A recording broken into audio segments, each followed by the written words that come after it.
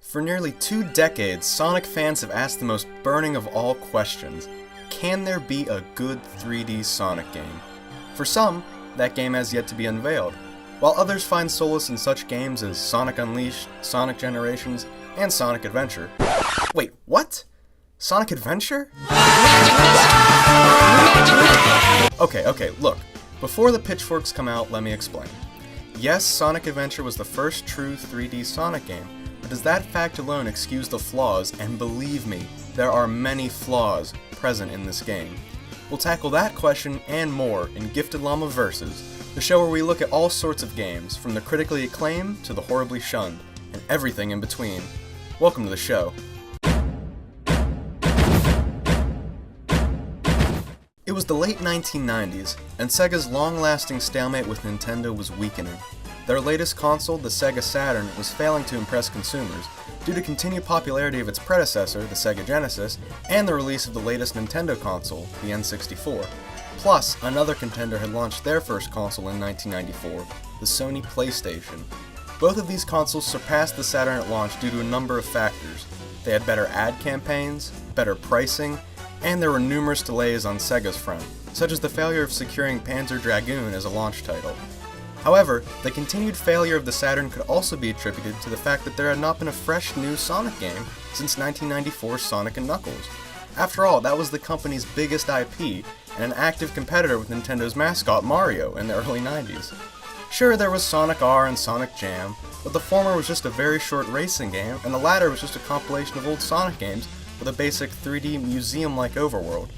Nintendo had its flagship franchises make the jump to 3D, with games like Super Mario 64, Legend of Zelda Ocarina of Time, and Castlevania 64. Wait, not you. Fuck you. And Sony achieved commercial success continuing the Final Fantasy franchise with the release of Final Fantasy VII in 3D, as well as establishing new IPs like Crash Bandicoot and Spyro the Dragon. Essentially, Sega was besieged at all sides in the late 90s. It was time for a new Sonic game. Thus, Sonic Adventure began development in 1997. Originally meant for the Saturn, development was shifted to Sega's upcoming console, the Dreamcast, which began development around the same time.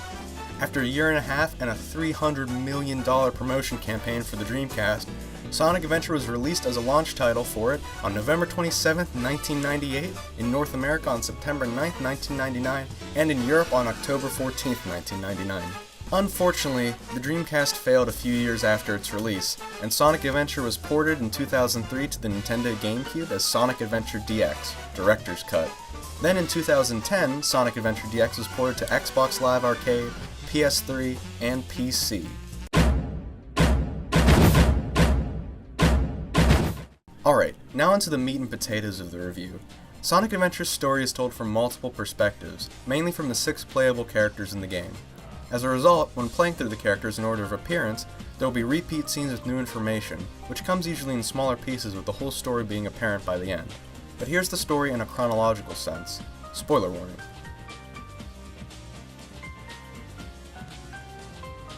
The Echidna Tikal discovers the Chaos Emeralds and their guardian, Chaos. However, Tikal's tribes attempt to steal the emeralds and are wiped out by Chaos, who is then sealed inside the emerald by Tikal, who also seals herself. Thousands of years later, Knuckles is guarding this emerald when nasty old Eggman decides to destroy it, which releases Chaos. Eggman then attempts to gather all 7 Chaos Emeralds to give to Chaos in order to use him to take over Station Square. He wants to level the city to build, you guessed it, Robotnik Land. However, Sonic and Tails arrive to try and stop Eggman by attempting to collect the emeralds before he does. Eventually, more characters get pulled into the mix, like Amy Rose, Gamma the Robot, and Big the Cat. Despite the hero's efforts, Chaos ultimately gets all 7 of the emeralds and transforms into Perfect Chaos, who lays waste to Station Square and results in a badass final boss fight with Sonic, who also uses the emerald's energy to become Super Sonic. Chaos is defeated and returns to the realm of oblivion with Tikal, and everyone lives happily ever after. Whew, you got that? Because this game goes in on story. Sonic Adventure re-establishes the franchise's main character in their more familiar roles. Sonic the Hedgehog is our titular hero, and Tails his staunch ally attempting to stop Eggman from his latest schemes. Knuckles returns with his role as Guardian of the Master Emerald, and due to his lack of intelligence, is sometimes friend or foe to Sonic. Sonic Adventure now gives an active role to Amy.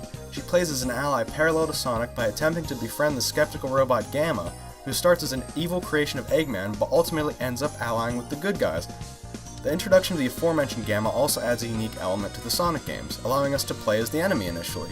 We get to see a non-hostile Eggman wild over his creations in the privacy of his flying fortress, the Egg Carrier. And lastly, Big the Cat makes his debut in Sonic Adventure as another playable character, although he doesn't knowingly contribute to the story or aid our other characters that much. His sole motivation is to get his friend Froggy back, who's accidentally eaten a Chaos Emerald and gone missing. While I don't have too many complaints about the story, the repeating narrative told from multiple viewpoints can seem redundant and even boring at times. Despite that, a succinct story is told in Sonic Adventure, where conflict is introduced and resolved during the span of the game, presenting a pretty satisfying ending.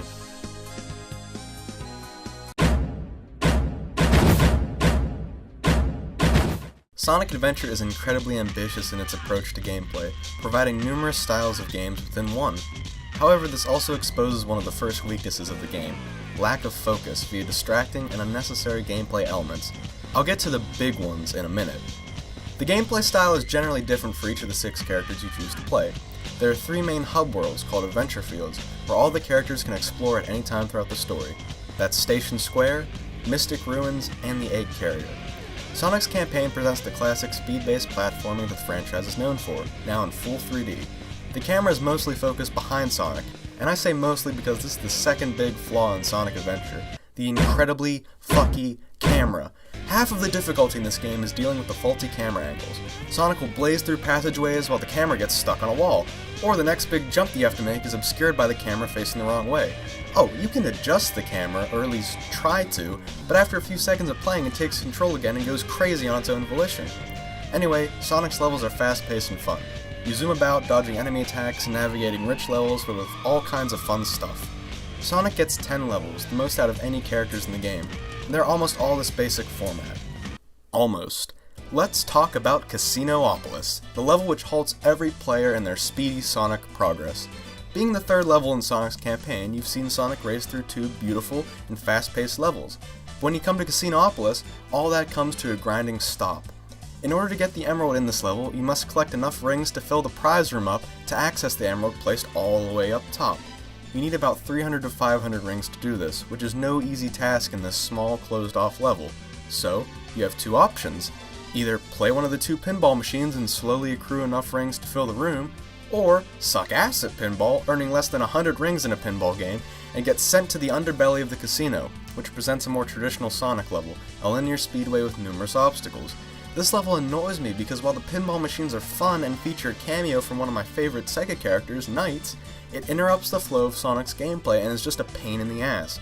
Fortunately, the rest of Sonic's campaign is relatively fast-paced, but again, another enemy is bad game design. Numerous segments of Sonic's levels have him running down straightforward paths with little or no obstacles. No big deal, right? If it weren't for the slightest, and I mean the slightest touch of the analog stick, which sends Sonic out of control. Sometimes you don't even have to touch anything, he'll just change direction, or get hung up on a platform. Anyway, onto Tails levels, which are more of the same speed-based levels, but feature a subset of Sonic's levels. Tails' main objective is to beat Sonic to the Chaos Emerald, which never made sense to me. Why does it matter who gets to the Chaos Emerald first? You're both allies in this game.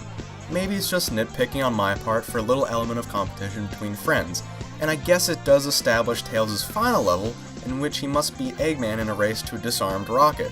Now there's real motivation to beat someone. Anyway, remember my ranting about Casino-opolis? Well, Tails' version of that level is just the underground part I mentioned in Sonic's level. Why couldn't they just give the pure underground speed-based part to Sonic and give the pinball shit to Tails? It makes so much more sense. I mean, Tails is fast, but it's not like we're expecting the same caliber of gameplay from him as we do with Sonic. And I mean that in more ways than one. Tails has the unique ability to fly for a short time, which allows you massive freedom in how you complete his levels.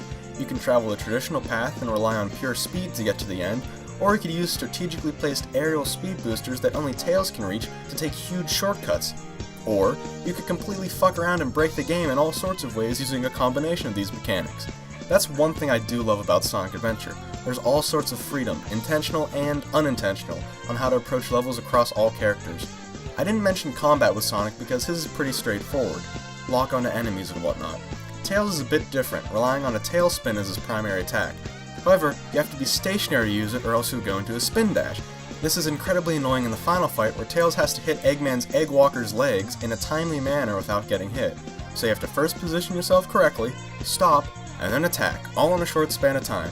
You do get a combat-enhancing piece of equipment midway through Tails' campaign, which allows you to chain his tailspin continuously, but it's still not as fluid and straightforward as Sonic's lock-on attacks. Oh yeah, I forgot to mention, characters get required and optional power-ups throughout their respective campaigns. The most notable one of these is Sonic's Ring Dash, which allows him to autopath a trail of consecutive rings. This mechanic has since become a staple in subsequent Sonic games, but Sonic Adventure is where it got its start. Knuckles levels involve finding 3 pieces of the Master Emerald each level using a color scale to determine how close you are to a piece. They reprised these levels in Sonic Adventure 2, but unlike 2, Sonic Adventure 1 allows you to search for any of the 3 pieces at any given time. They're hidden in a subset of predetermined spots, and if you've played Knuckles levels enough, you may already know where to go from the start. They can be inside buildings, enemies, or underground, accessible via Knuckles' digging power-up. Sometimes they're just in plain sight. Knuckles levels are significantly faster than Sonic and Tails', with some being able to be completed in under a minute. Knuckles has a glide ability and is able to scale flat surfaces, allowing you to access all sorts of cool places in some of the levels, like the pirate ship in Casinopolis. Yes, we're back on Casinopolis. Combat for Knuckles comes from either gliding through enemies or punching while on the ground. I put it in between Sonic and Tails in regard to ease of access. Next we have Amy, who is the slowest, and you will definitely notice the slowest of all the characters. Her objective is to get to the big balloon at the end of the level and escape the evil robot Zero, the main antagonist in her campaign. It features smaller versions of the levels we've seen with previous characters, as well as a new level, Hot Shelter. Amy carries around a big-ass hammer that can bop enemies on the head. Plus, if you build up enough speed with Amy, you can hit your hammer off the ground and do a big jump to fly high and build up even more momentum. Now we're on to one of the other big complaints of Sonic Adventure, Big the Cat. Look, I personally don't mind his levels because they're relatively fast if you're going for just the C rank, but I can understand the complaints, especially in reference to my earlier complaints about flow of the game.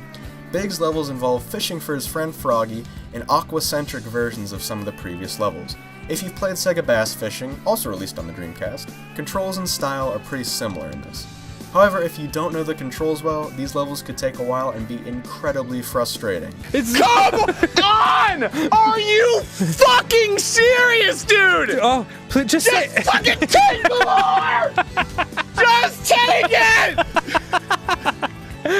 just say hit. Why? Big is slow and clunky, but strangely enough, he's the fastest climber of all the characters. Additionally, he can lift heavy objects, which allows you to get some secrets both within the levels and in the adventure fields. And finally, we have E102 Gamma, which actually has my favorite levels in the game. His style of gameplay is a run-and-gun mechanic where you travel linear levels, locking onto multiple enemies and blasting them to bits with rockets. Each level usually ends up with a boss fight, as Gamma's campaign focuses on freeing his fellow robots in the form of blowing them the fuck up to release the sweet little animals inside. Interestingly enough, they took Gamma's gameplay and gave it to Tails in Sonic Adventure 2, giving him a mech suit and having him go to town. The camera's hiccups and buggy platforming I mentioned in Sonic's levels are also present in the other characters' levels in varying degrees, but it's more noticeable in Sonic's because his levels are focused on speed. And speaking of speed, do you like speedrunning? Because in order to get the A ranks for the characters, you're gonna need to be fast. You get the C rank automatically from beating the level normally and beating the game, while B ranks usually come from collecting a certain amount of rings before the end of the level. A ranks vary for each character. Sonic, Knuckles, and Amy, you have to beat the level within a certain time frame. Tails, you have to race against an even tougher AI. Big the Cat, you have to fish a giant fish in addition to Froggy. And Gamma, you have to finish the level with a certain time left, which is accomplished by chaining attack combos to decrease your time limit. Doing all of that will get you your mission emblems, but there's still more, you completionists. Throughout the 3 adventure fields, there are hidden emblems scattered across that you can access by utilizing some of the characters' unique abilities. Use Tails to get to those hard-to-reach emblems up top, Knuckles to dig up some sweet treasures, and Big to lift up obstacles in your way. Additionally, there are various sub-games scattered throughout the campaign that you can revisit later to get more emblems. My favorite of these sub-games is Tails' sandboarding level. This level is cool as hell, with stunning visuals and great music. It's so short though, which is a bummer. The last source of emblems is the Chow Garden. If you grew up with this game or its sequel, you know how good the Chow Garden is. It's fun, it's a nice, unique minigame that's, it's fucking fun, okay? In order to get the Chao Garden emblems, you must train your Chao up and win all the events. You can find really cool unique Chao eggs to hatch across the game, like a golden Chao and a black Chao, which you can find in the adventure fields. A really cool feature of the original Dreamcast version of the game was that you loaded the Chao into the VMU, which is the Dreamcast memory card, and trained it up on there via minigames. It's kinda like a Tamagotchi, and makes clever use of the Dreamcast's unique components. In subsequent ports of the game in Sonic Adventure DX, you train your Chao within the game, so rest easy. Completing the game gives you access to some unique goodies. On the GameCube port, 100%ing allows you to play old Sonic games released on the Sega's handheld console, the Game Gear. Additionally, you'll unlock access to Metal Sonic, which is a much cooler version of Sonic if I'm being honest.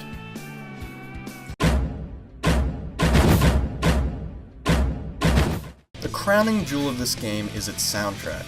Sonic Adventure features an original soundtrack filling 2 whole CDs which you can actually buy, or if you're lazy, just listen to it online. The title theme is an original song by the band Crush 40. Hey guys, if you ever want to play at my birthday party, go right ahead.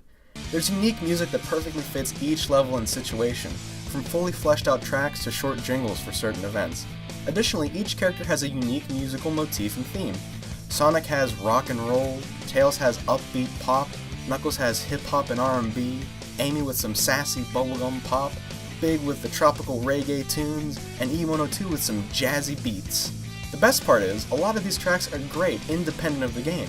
I found myself listening to the soundtrack while I work or play other games. However, in regards to sound effects, there's a lot of room for improvement. In the PC port, you have to open up a separate application to adjust settings for the game. And secondly, some of the sound effects that you adjust are independent of the available sound sliders. See, listen to that. It's just so loud. That's our incentive to beat the game, to just kill the sound effects. This might just be an issue with a specific port, but nevertheless the PC port is the most recent port, so you would think it would be at its best version.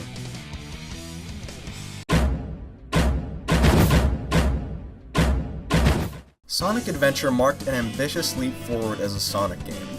The game and the Dreamcast it was launched on became an inseparable duo, and soon gamers fell in love with the Blue Hedgehog all over again. The game is an enjoyable experience for those who are a fan of Sonic, and even now, writing this review and playing the game again bring me some of that enjoyment and nostalgia I experienced as a kid in the early 2000s. Nostalgia aside though, the flaws of Sonic Adventure are incredibly apparent. And the worst part is, subsequent ports of the game failed to fix some of the core problems present in the original version, leaving gamers who are new to Sonic Adventure with an incredibly buggy product. With all of this in mind, I give Sonic Adventure a 6 out of 10. Thank you so much for watching, and if you made it this far in the video, make sure you leave a like if you enjoyed it. I hope to make more of these kinds of videos in the future, so be sure to leave some feedback in the comments.